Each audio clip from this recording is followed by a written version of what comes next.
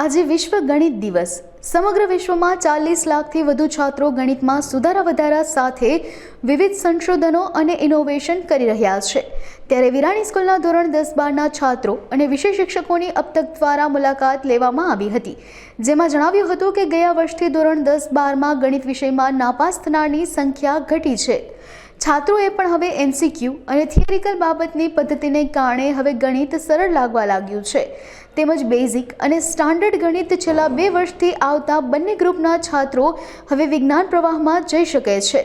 શાળાઓ દ્વારા પણ હવે ગણિત રસમય શૈલીમાં ભણાવાય છે।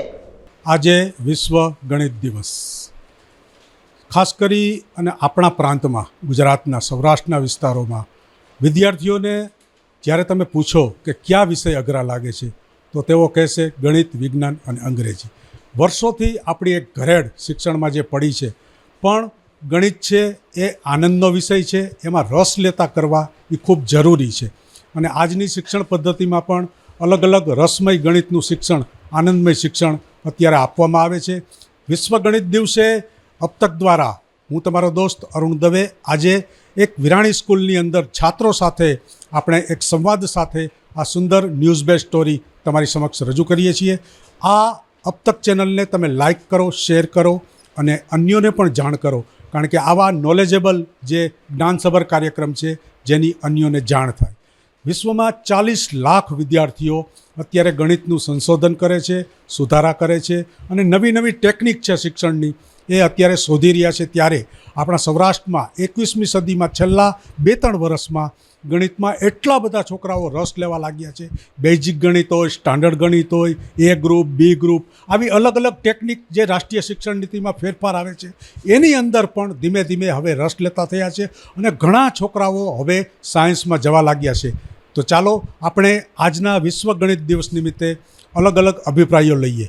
ખાસ કરી અને સૌરાષ્ટ્ર પ્રદેશની અંદર મોટાભાગના વિદ્યાર્થીઓ જે ગણિત, વિજ્ઞાન અને અંગ્રેજીથી દૂર ભાગતા હોય છે, આના ઘણા બધા કારણો જે હોય છે, પણ સરકારશ્રી દ્વારા તથા શાળા દ્વારા છે એ બાળકો ખાસ કરીને ગણિત, વિજ્ઞાન અને અંગ્રેજીમાં રસ લેતા થાય તે અંગે પુષ્કળ પ્રમાણમાં પ્રયત્ન કરવામાં આવે છે। ખાસ કરી નવી શિક્ષણ નીતિની અંદર પણ આનો સમાવેશ કરવામાં આવ્યો છે। બીજું, પ્રોજેક્ટ બેઝડ લર્નિંગ એની ઉપર પણ ભાર છે એ મૂકવામાં આવ્યો છે। તદુપરાંત એકમ કસોટી, ખાસ કરીને બાળકો પરીક્ષાથી દૂર ભાગતા હોય એ કારણોસર વીકલી ટેસ્ટ, આ તમામ પ્રકારનું આયોજન છે એ શાળા અને સરકારશ્રી દ્વારા જે કરવામાં આવે છે। તદુપરાંત જે ધોરણ 10ના ગણિતના વિષયની જે પેપર સ્ટાઇલ છે તેની અંદર પણ અમુક જે ભારરૂપ વિદ્યાર્થીઓને જે ચેપ્ટર્સ લાગતા હતા એ ચેપ્ટર્સ તે દૂર કરવામાં આવ્યા છે। તેમજ ગણિતના 2 પ્રકાર છે એ પાડવામાં આવ્યા છે ધોરણ 10ની અંદર, બેઝિક મેથ્સ અને સ્ટાન્ડર્ડ મેથ્સ। ખાસ કરી અને જે વિદ્યાર્થીઓ છે એ વિજ્ઞાન પ્રવાહમાં જવા માગતા હોય, એ ગ્રુપ એટલે કે એન્જિનિયરિંગનું શિક્ષણ છે લેવા માગતા હોય તે લોકો માટે છે, તેવા વિદ્યાર્થીઓ માટે સ્ટાન્ડર્ડ મેથ્સ છે તેની વ્યવસ્થા છે સરકારશ્રી દ્વારા કરવામાં આવી। પરંતુ ગત વર્ષથી જે વિદ્યાર્થી બેઝિક મેથ્સ રાખશે તે વિદ્યાર્થી પણ એન્જિનિયરિંગનું શિક્ષણ છે લઈ શકશે। એના માટે સ્ટાન્ડર્ડ મેથ્સ છે રાખવું જરૂરી નથી। આવી નીતિ પણ સરકારશ્રી દ્વારા છે તે અમલમાં મૂકવામાં આવી। તેમજ છેલ્લા 2 વર્ષથી ધોરણ 9થી જ તેમજ પ્રાઇમરીની અંદર પણ વિદ્યાર્થીઓ જે ગણિતમાં રસ લેતા થાય તે માટે મેથ્સના પાઠ્યપુસ્તક તો છે જ, ગણિતના પાઠ્યપુસ્તક, તદુપરાંત વિદ્યાર્થીઓને વૈદિક ગણિત નામનું પુસ્તક છે તે પણ વિદ્યાર્થીને આપવામાં આવ્યું અને તેમજ શાળાની અંદર વીકલી 1 તાસ છે એ બાળકો ગણિતમાં રસ લેતા થાય તે માટેનો પણ રાખવામાં આવ્યો। અને ભૂતકાળમાં એવું હતું કે ભાઈ જે કોઈ વિદ્યાર્થીને એન્જિનિયરિંગમાં જવું હોય, ડિપ્લોમામાં જવું હોય તો સ્ટાન્ડર્ડ મેથ્સ છે તે ફરજિયાત હતું, પરંતુ ગત વર્ષથી જે વિદ્યાર્થીએ બેઝિક મેથ્સ રાખેલું તે વિદ્યાર્થી પણ ડિપ્લોમામાં જઈ શકે। આ પ્રકારની વિદ્યાર્થીઓને પ્રોત્સાહનરૂપ નીતિ છે એ પણ સરકારશ્રી દ્વારા છે ઘડવામાં આવી છે।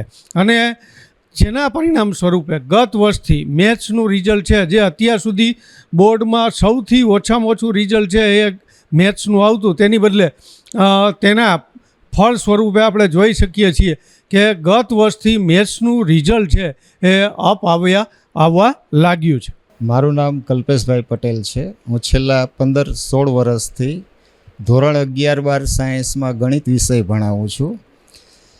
મને છેલ્લા 4-5 વર્ષમાં એવું લાગે છે કે ગણિતનું જે રિઝલ્ટ ડાઉન થતું હતું પણ હવે ઉત્તરોત્તર છેલ્લા 3-1 વર્ષથી વધતું જાય છે. છોકરાઓને રસ વધતો જાય છે, ભણાવવાની પદ્ધતિઓ સરળ થતી જાય છે, ઉત્સાહરૂપે વિદ્યાર્થીઓ ભાગ લે છે અને ઉત્સાહપૂર્વક ભણવામાં એ લોકો ધ્યાન આપે છે અને રસપૂર્વક એ ઘણું બધું કાર્ય કરી છે. ક્લાસમાં ભણાવાતા જે વિષયો છે, વિષયોના દરેક મુદ્દા સાયન્સમાં જેવા કે દાખલા તરીકે ત્રિકોણમિતિ છે, શ્રેણિક છે, આ મુદ્દાઓને વિદ્યાર્થીઓને શરૂઆતમાં સમજવામાં ઘણી મુશ્કેલી થતી હોય છે પણ હવે વિદ્યાર્થીઓને ટૂંકી પદ્ધતિ રસપ્રદ રીતે ભણાવતા એ લોકો વિદ્યાર્થીઓ રસ લેતા થયા છે અને પોતાનું કાર્ય સરળપૂર્વક કરી શકે છે. સુમિત દેવજીભાઈ છે. હું ધોરણ 11 ભણું છું.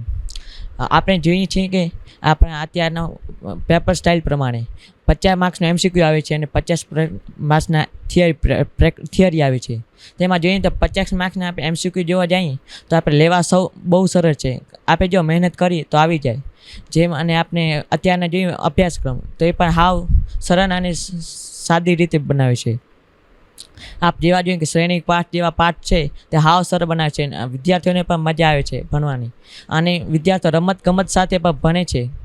અને આપણે જોવા જઈએ તો એકમ કસોટી આવે તો આપણે છોકરાઓ ડરતા હોય છે કે પરીક્ષા આવી પણ પરીક્ષા આપણને આપણે મૂલ્ય બતાવે છે. આપણે જોઈએ તો ગણિતમાં 100માંથી 100 માર્ક્સ લેવા સરળ છે કારણ કે એમાં MCQ આપણે જો 2-3 દાખલા કરી લઈએ તો આપણે એ દાખલા આવડી જાય સરળ બની જાય. તેથી આપણે ગણિત ખૂબ સરળ લાગે છે.